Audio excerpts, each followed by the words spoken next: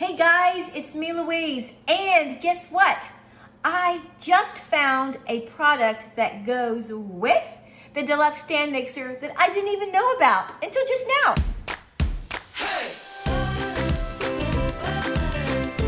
Okay you guys, so I'm going through my new box of products and I come across a product that I didn't even know about that goes with our Deluxe stand mixer. So I'm super excited. I'm going to share that with you right now. And this is called our pouring shield. Yes, a pouring shield. So look at this. It just fits right on here like that. So it just makes pouring in your ingredients so much easier. So today what I'm going to be making is our brand new sourdough bread. Now, I am not Martha Stewart and I'm not much of a baker. So we're going to do this together, making our sourdough bread. So all I need to do is add the package of the bread mix to the stand mixer like that. And just so that I can show you how this works, go ahead and add my paddle. And FYI, this is the second time that I'm using my stand mixer. All right, 2 times in 2 days. So I'm just adding the shield, and this is 1 cup of warm water. It should be between 105 and 115 degrees. And yes, I used my Pampered thermometer and it was reading 111, so we are good.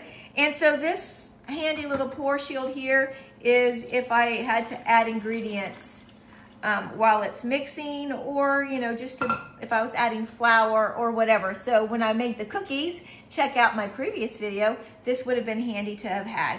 All right, so I've got the shield on there, or taking it off, I'm sorry. And I'm just gonna mix it to combine the ingredients. So I'm just gonna, oops, gotta turn this sucker on. It's got an on off over here. There we go. So now I'm just gonna go to the control panel. You really can't see it that well. There you go. I'm gonna go to the control panel. I'm just gonna go to the mix setting, and I'm just gonna mix it for 30 seconds. I probably don't need to do that, but I'm gonna go to 30 seconds, 45 seconds, and there you go. I'm just gonna mix it up to combine all the ingredients, and once that is combined, then I'm going to cover it right here in the stand mixer. Just cover it for 2 hours. So for anyone that doesn't make bread, you gotta be patient. That yeast has to activate and it has to rise. So I'm just incorporating the ingredients for now, and I can see that it has created a big ball, and I just have a few seconds left on this. And once it's all mixed together, like it is now, we're gonna go ahead and stop it. Oh, 3, 2, 1. There you go. Now I'm just going to cover this with my towel. Let's just take this off, because I will be using the hook after the 2 hours. So there we go. Let's cover it up. Let it stay nice and toasty warm. Cover it up in its little blanket. And then we'll check on it in 2 hours. 1 eternity later. So it's been 2 hours. The bread has been rising in the bowl, covered with my kitchen towel. And now it's time to knead the dough. So I'm just going to add the hook attachment to it. Now, if you don't have a stand mixer, you can just mix yours or knead yours by hand on a floured surface for 30 seconds. Super easy. So I'm just gonna program this to the knead setting. And then it's pre-programmed for 8 minutes, but I just need 30 seconds. So I'm just gonna wait until I see it says 7.5, and then I know that it's done. There we go. So I'm just gonna let that do its thing for 30 seconds.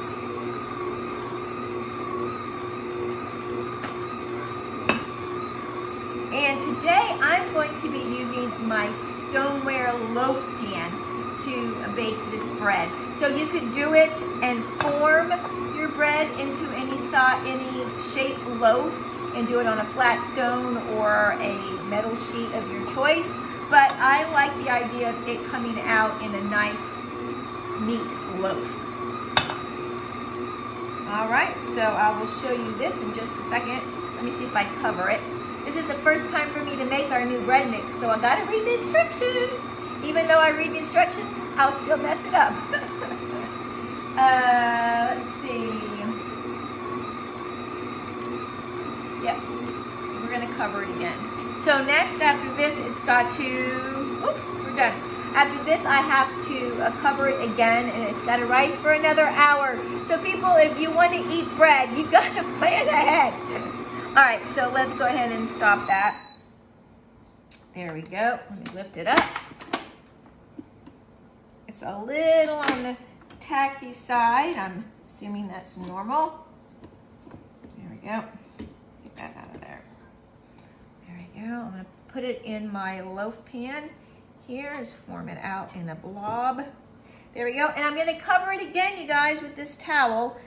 Make it nice and toasty warm in there. I'm just going to wrap it around and let it sit for another hour. One eternity later. It's been another hour, and now it's time to go into the oven. So first of all, I'm going to make a couple of slits along the top.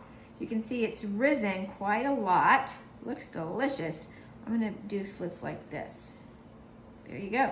And I'm just going to pop this into the oven for about 20 to 25 minutes. Okay, you guys, I wish you could smell this bread. It smells amazing, and I can't wait to eat this. But the bread has cooked, and I let it cool. I cut myself a small slice, and I'm going to add a little bit of my favorite jelly, a little bit of Simply Fruit strawberry jelly, and I'm going to give this a try. So,